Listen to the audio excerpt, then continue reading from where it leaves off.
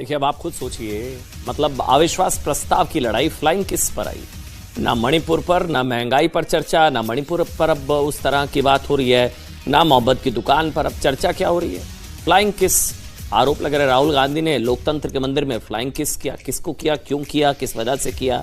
Affection का एक symbol था, वो क्या था क्या नहीं था, लेकिन हुआ तो है। अब आप सोचिए, संसद में अविश्वास प्रस्ताव पर बहस का आज दूसरा दिन था। ठीक, कल जब चर्चा की शुरुआत हुई थी तो खबर आई कि राहुल गांधी विपक्ष की तरफ से ओपनिंग बैट्समैन के रूप में उतरेंगे। खबर आई कि वो ओपनिंग बैट्समैन के रूप में उतरेंगे। अब बीजेपी के साथ साथ क्या हुआ, भी पूरा देश भी उन्हें सुनने के लिए उत्साहित था कि आज राहुल गांधी जो है वो बोलने जा रहे हैं, वो बोलेंगे, उनका संबोधन होगा ओपनिंग बल्लेबाज के तौर पर। एन मौके पर कांग्रेस ने गौरव गोगोई को आगे कर दिया। बीजेपी ने पूछा 5 मिनट में क्या बदल दिया? पहले उनको बोलना था, फिर आप वो नहीं बोल रहे हैं।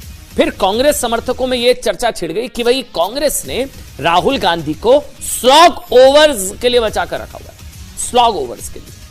और अगर राहुल गांधी बहस के आखिरी दिन यानी कि कल भाषण देंगे, मतलब 3 दिन का टेस्ट मैच है ना, अब वो दूसरा दिन अगर वो स्लॉग ओवर यानी कि कल भाषण देंगे तो वो प्रधानमंत्री नरेंद्र मोदी के भाषण से पहले, ताकि ये संदेश जाए कि देखिए मुकाबला जो है ना वो पूरी तरह से 24 का मोदी वर्सेस राहुल है, प्रधानमंत्री नरेंद्र मोदी और राहुल गांधी के बीच है।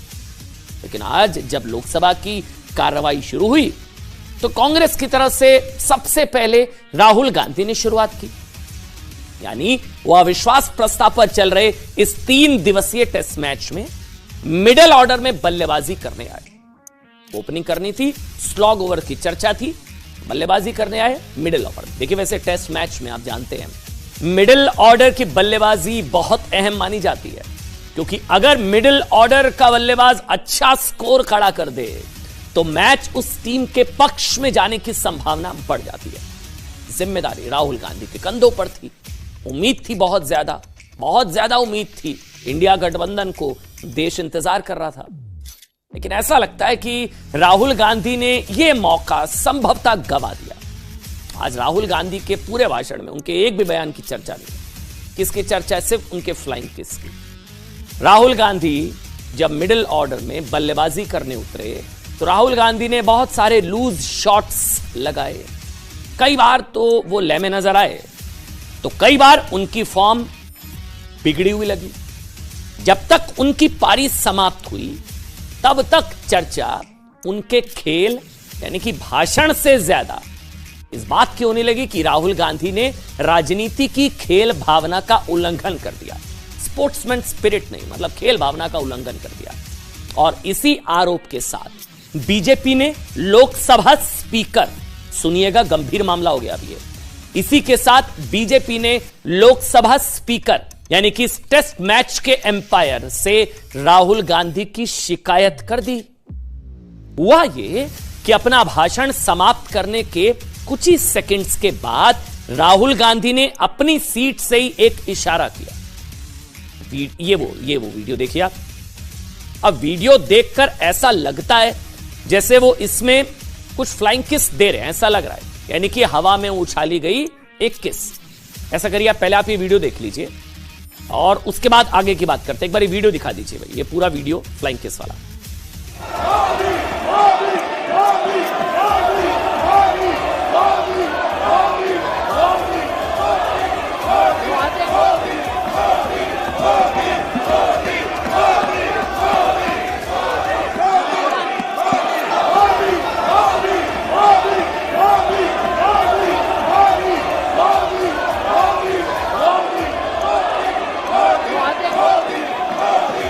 उनके आगे अधीर रंजन चौधरी बैठे तो उन्होंने ऐसे अधीर जी को ऐसे हाथ किया, वो नीचे बैठे, फिर उन्होंने ये इशारा किया। बीजेपी कह रही है ये फ्लाइंग किस है।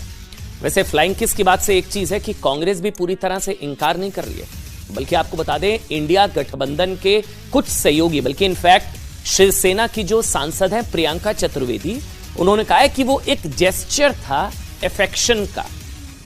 ये लोकतंत्र के मंदिर में संसद ने जो राहुल गांधी का ये जो भाव था, it was a gesture of affection, ये कहा प्रियंका चतुर्वेदी ने। उन्होंने भी डिनाई नहीं किया कि फ्लाइंग किस नहीं दी, बल्कि उन्होंने ये कहा कि एक तरीके से स्नेह का भाव था राहुल गांधी का, मतलब फ्लाइंग किस जैसा कुछ तो हुआ है संसद में। अब ये वीडियो देखकर आप तय करिए, लेकिन कुछ तो हुआ है, ये बात तो इंडिया गठबंधन भी मान रहा है। अब लोकतंत्र के मंदिर में फ्लाइंग किस कितनी सही कितनी नहीं, ये आप लोग तय करिए। यह आचरण स्वागत योग्य है या नहीं है, ये इनकी गंभीरता को बढ़ाता है या कम करता है, ये आप तय करिए।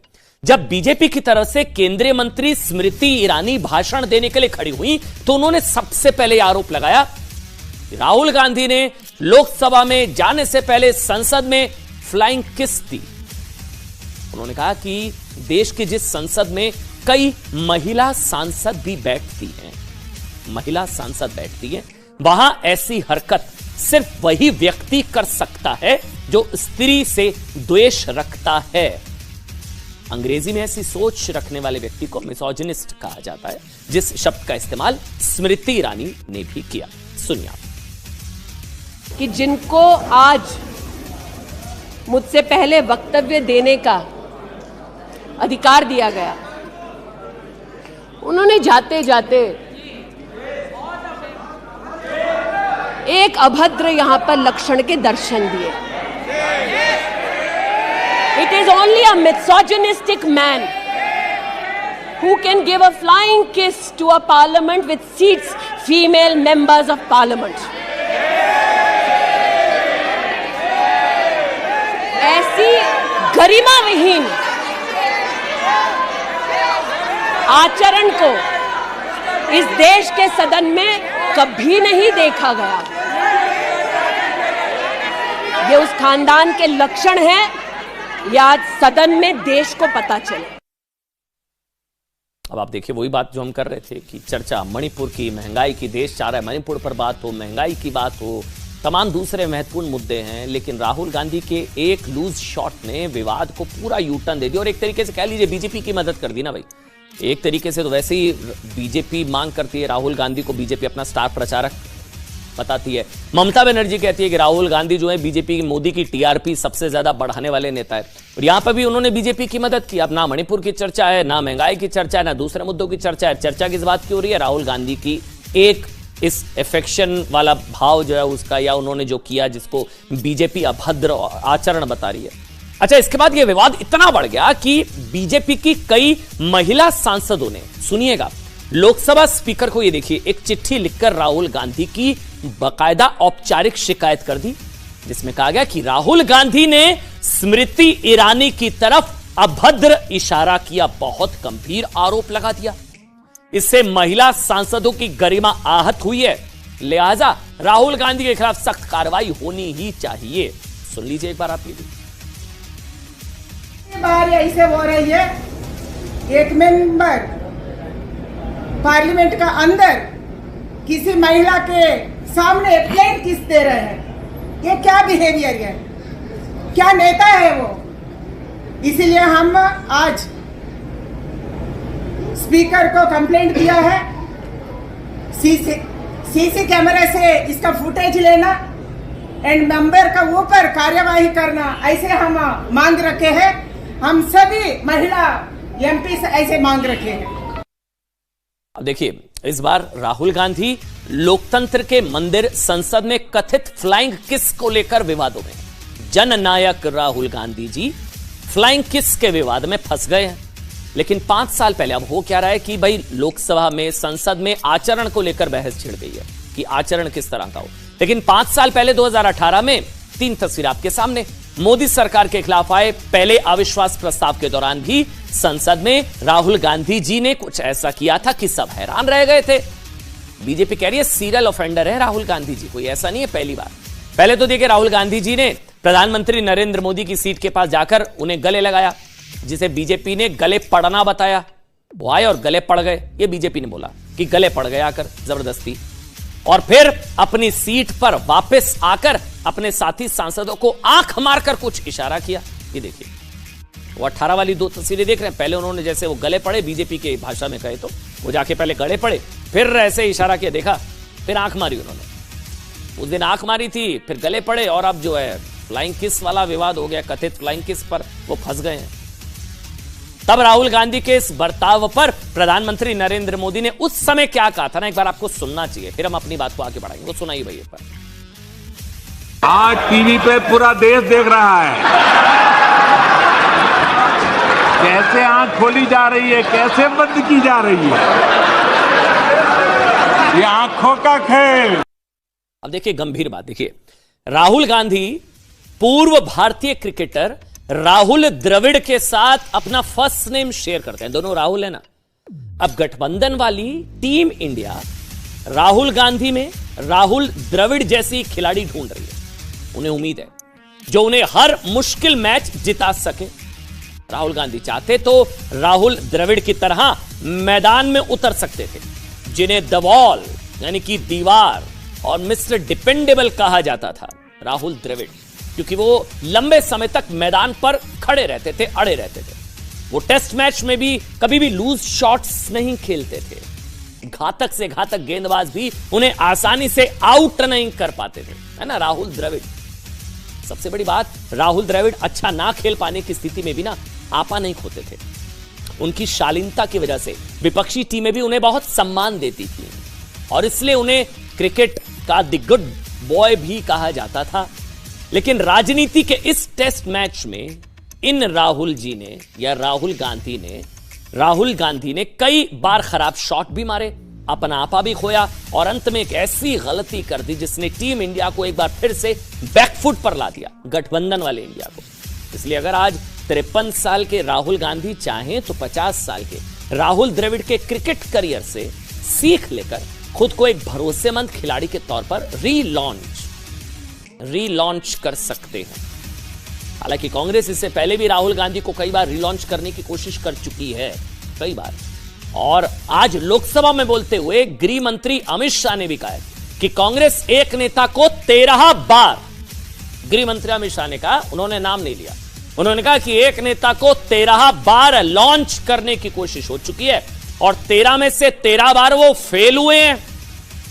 हमने भी जब इस पर थोड़ी सी रिसर्च की तो हमें पता लगा कि भी कांग्रेस ने कैसे कई बार राहुल गांधी जी को अलग अलग 13 मौकों पर राहुल गांधी के अलग अलग अवतार के तौर पर उनको प्रोजेक्ट किया।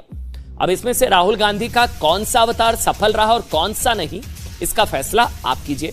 लेकिन राहुल गांधी के इन 13 अवतारों के बारे में एक बार आप जान लीजिए। देखिए सबसे पहले आपको याद होगा ना कि वो, अब ये देखिए एक एक करके ये 13 अवतार हैं कुल, जो आज अमित शाह ने कहा कि 13 बार लॉन्च करने की कोशिश हुई। क्या सबसे पहले अपनी सरकार का याद करिए, अध्यादेश फाड़ने वाले राहुल गांधी को एंग्री यंग मैन की तरह पेश किया गया, यानी कि कुछ गलत हो रहा हो तो वो अपनी ही सरकार के भी खिलाफ जा सकते हैं, एंग्री यंग मैन। फिर भारत जोड़ो यात्रा के दौरान उन्हें योगी, तपस्वी, याद है आपको, योगी तपस्वी बताया गया। सलमान खुर्शीद ने उन्हें सुपर ह्यूमन बता दिया, महामानव, योगी, तपस्वी, महामानव, एंग्री यंग मैन, 4 हो गए। उन्हें मोहब्बत के मसीहा के तौर पर पेश किया गया, मोहब्बत की दुकान, ठीक, 5 हो गए। छठा अलौकिक, सलमान खुर्शीद ने अलौकिक, डिवाइन तक बताया, 6। जब उनकी सदस्यता गई तो उन्हें बब्बर शेर कहा गया, 7। कोशिश हुई है, ऐसी बात नहीं है, हमेशा जो ने झुका, बब्बर शेर। जब उनकी सदस्यता गई उन्हें लड़ाका बुलाया जाने लगा। उनकी बहन ने जो शब्द का इस्तेमाल किया था, योद्धा राहुल गांधी। फिर आगे बढ़िए, शिव भक्त बताया गया। फिर उन्हें सच्चा हिंदू याद करिए, दत्तात्रेय, कौल ब्राह्मण दत्तात्रेय गौत, सच्चा हिंदू, याद है आपको, निडर। और अब लेटेस्ट 13वां जो है ना, वो लेटेस्ट है जननायक, जो अभी शायद कल परसों ट्वीट किया गया। जननायक की छवि के साथ रीलॉन्च किया गया। ये अलग अलग प्रकार से उनको लॉन्च करने की कोशिश हुई। एक बार अमित शाह को सुन लीजिए। इस सदन में एक ऐसे नेता है जिनको आज तक 13 बार राजनीति में लॉन्च किया गया है और 13 ही बार फेल गए। उनका एक लॉन्चिंग मैंने देखा है, उनका एक लॉन्चिंग यहां सदन में हुआ था। एक गरीब मां कलावती या ऐसा कुछ नाम था, कलावती, बुंदेलखंड की बहन कलावती, उसके घर वो नेता भोजन करने गए और यहीं पीछे बैठकर गरीबी का बड़ा दारुण वर्णन, द्रवित हो जाए ऐसा वर्णन कर दिया। ठीक है भाई, अच्छा किया, आप इतने बड़े व्यक्ति होकर गरीब कलावित के घर पर भोजन पर गए, उसका भोजन कर लिया और इसकी वेदना को यहाँ वाचा दे दी। मगर बाद में इनकी सरकार 6 साल चली। मैं पूछना चाहता हूं वो कलावती का क्या करा? वो कलावती को घर, बिजली, गैस, शौचालय, अनाज, स्वास्थ्य, ये सब देने का काम नरेंद्र मोदी ने। योगी, तपस्वी, बब्बर शेर, जननायक। अब आप खुद सोचिए भाई, क्या एक योगी, तपस्वी, जननायक की छवि वाले नेता को संसद में, लोकतंत्र के मंदिर में भाषण के दौरान या भाषण के बाद ऐसा आचरण क्या शोभा देता है? ये अच्छी बात है भाई कि राहुल गांधी इन दिनों खुद पर बहुत मेहनत कर रहे हैं, बहुत अच्छी बात है। वो आम लोगों से कनेक्ट बनाने की भी कोशिश कर रहे हैं, इसमें कोई डाउट नहीं है। लेकिन लोकतंत्र के जिस मंदिर में उन्हीं 140 करोड़ लोगों की आस्था है, वहां क्या ऐसा व्यवहार आचरण स्वीकार्य होना चाहिए? क्या इंडिया गठबंधन के बाकी सहयोगी इसका वेलकम करेंगे? हमें उसका उत्तर नहीं पता। ये देश की जनता, आप लोग तय करें और लोकसभा स्पीकर ये देखें कि उन्हें यह मामला कार्रवाई योग्य लगता है या नहीं। लेकिन देश की संसद के प्रति कैसा सम्मान होना चाहिए ना, उसको लेकर पुरानी तस्वीरें कुछ प्रधानमंत्री नरेंद्र मोदी की भी बहुत वायरल है सोशल मीडिया पर। उसका एक उदाहरण भी हम आपको दे सकते हैं। लोकतंत्र के मंदिर में याद करिए, जब 2014 में प्रधानमंत्री नरेंद्र मोदी के नेतृत्व में बीजेपी की सरकार सत्ता में आई थी ना, लोकतंत्र के मंदिर में जब प्रधानमंत्री नरेंद्र मोदी घुसे तो बीजेपी की संसदीय समिति की बैठक में हिस्सा लेने के लिए संसद भवन पहुंचे तो उन्होंने सबसे पहले झुककर संसद भवन को साष्टांग प्रणाम किया था। संसद भवन की सीढ़ियों पर अपना माथा टेका था, जैसे कोई किसी मंदिर में प्रवेश के समय करता है। जब कोई मंदिर में जाता है ना, लोकतंत्र का मंदिर है भाई, मत्था टेका जैसे कोई मंदिर के अंदर घुस रहा है। दूसरी तरफ राहुल गांधी हैं, जिन पर आज संसद में महिला सांसदों के सामने फ्लाइंग किस के आरोप लग रहे हैं। ये दो तस्वीरें, फर्क साफ है, आप तय करिए।